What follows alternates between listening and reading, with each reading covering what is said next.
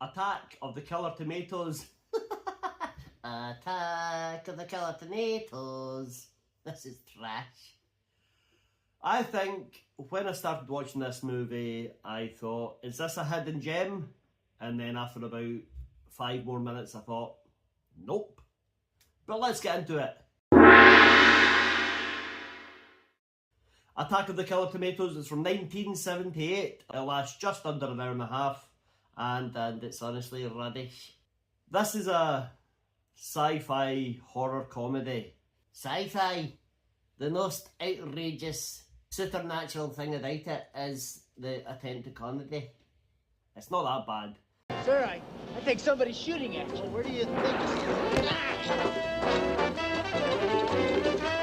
There are moments in this movie where I thought, that's really funny, and then it's followed by 25 minutes of nothing, and then another funny bit, and then another 25 minutes of nothing, not a smile on my face.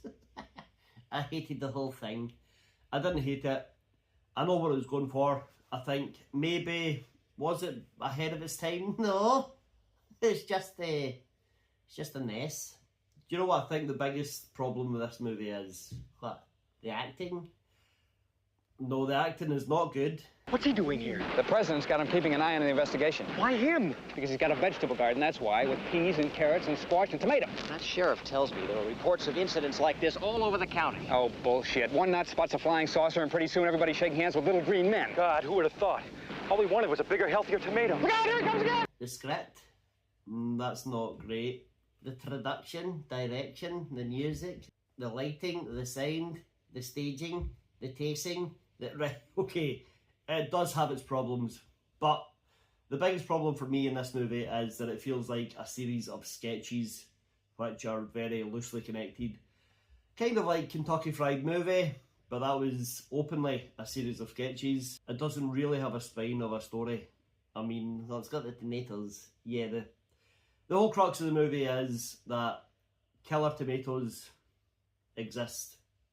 I think they were created by mistake by the military or by the government because they were trying to bring about supersized tomatoes which could feed families, and these tomatoes became mutated and sentient and evil. Yeah, check out the special effects on these tomatoes. Oh, they're literally rolling across the ground.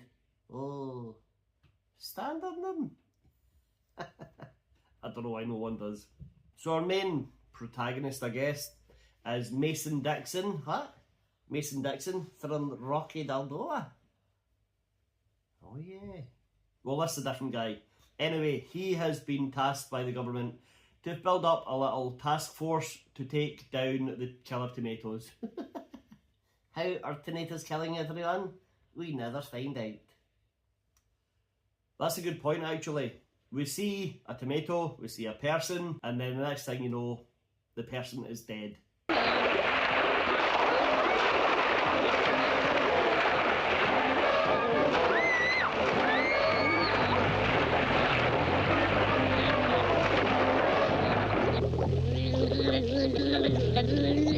But the movie opens up with the first victim, and then we get the title song. Yeah, this is the best bit of the movie, the song. Attack of the Killer Tomatoes. Attack of the Killer Tomatoes. Yeah, it's something. It's catchy. It's a bit of an earworm. And it's reused again in the cartoon series. What? Yeah, there's a cartoon series of this. What? Attack of the Killer Tomatoes. Attack of the Killer Tomatoes.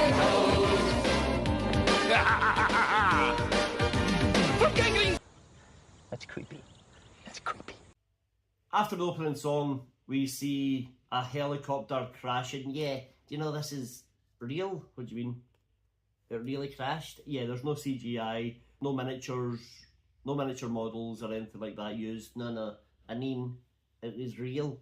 It's an actual accident and they kept it in the movie. Really? Yeah. The helicopter pilot flew too close to the ground, hit the ground, and then the whole aircraft crashed and the pilot was taken to hospital. right?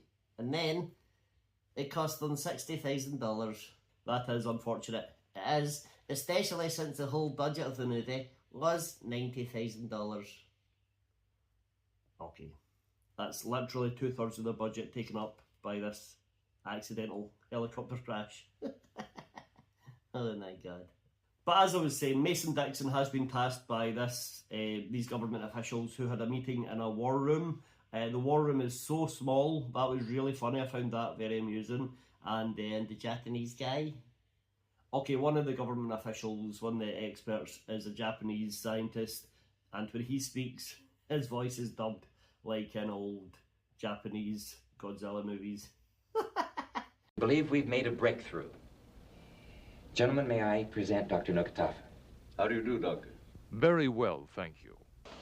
Gentlemen, what we have developed is, in essence, a half-man, half-robot. We're confident will result in the ultimate destruction of the enemy. Well, it's similar to what Kai and Tai did in WWE in the early 2000s.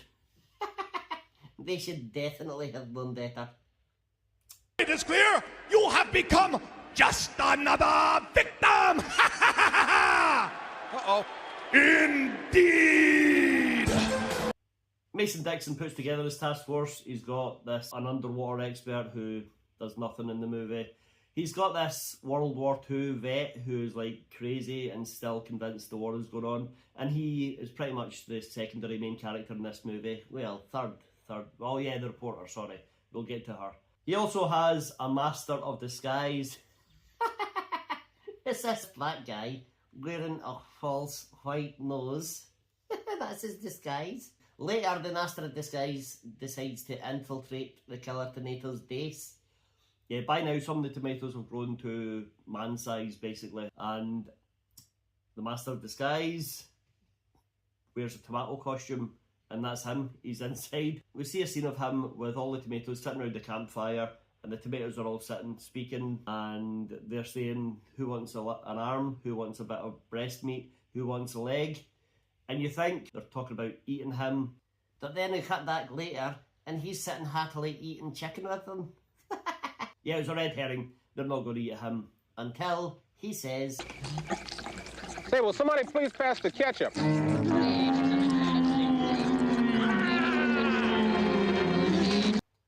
So there's also an investigative journalist trying to find out what's causing this outbreak of killer mutant tomatoes. Her name is Lois. Yeah. Do you know why her name is Lois? For the courtesies of one joke. I think you're right. Huh? Look, buddy, don't try and stonewall me. Hi there, Lois. Oh, hi, Clark. What are you doing here? No comment. Who's he? No comment. How serious is the situation? No comment. The American public has a right to know. Up and away! You can't ignore the press. Dixon! Absolute shite. It does have its moments. Some of the jokes are very well executed, but a lot of it just isn't there for me. I don't think, even in 1970, I mean, it's hard to say, but in 1978 or whatever this was, I still don't think people would have been rolling round aisles in laughter at this movie.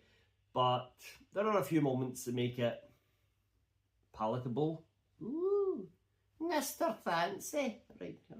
It all comes to a head when the army decide, right, let's take on these killer tomatoes. So the army generals gather all their troops.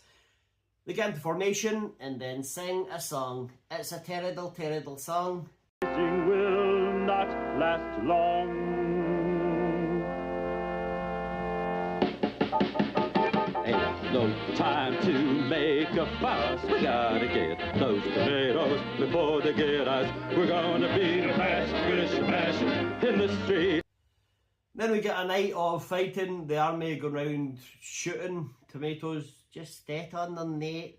Yeah, they should, but they're shooting at them, trying to run them over in tanks, trying to blast them with tanks. And the whole battle is, well, mostly unseen, to be honest. We get a voiceover. Yeah, we get a voiceover saying, You on their rampage of wanton destruction, burning, pillaging, raping.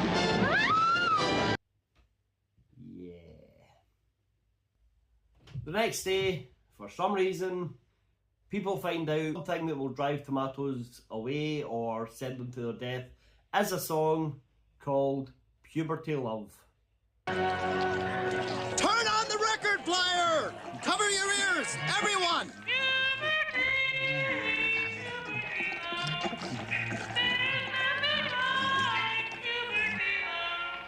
It's absolute shite, right? It's not a great song, but interesting fact, it was sung by Matt Cameron, who would go on to be the drummer for Pearl Jam and Soundgarden. What? Yeah, how bizarre.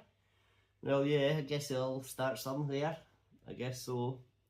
But it drives the tomatoes back and allows people to stomp on them at last. Why aren't you doing that in the first place? Why did you need to play a rubbish song for them to be like, okay, you can step us now? Is it a fetish? I don't know. But we see like 1 million people stepping on these tomatoes. It's so weird. It really is. But then the last tomato, the biggest tomato, it has, what's tomato with you?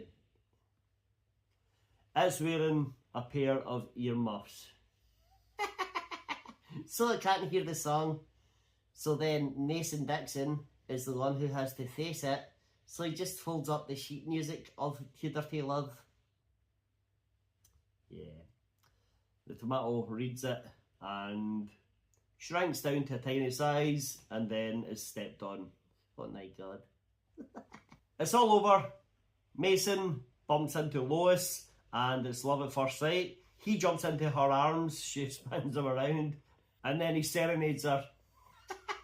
I saw you, I hated your guts. I like that. That is great. So cheesy, it's funny. I mean, it's intentionally cheesy and intentionally funny. So good job with that closing gag. Well, that's not the final closing gag.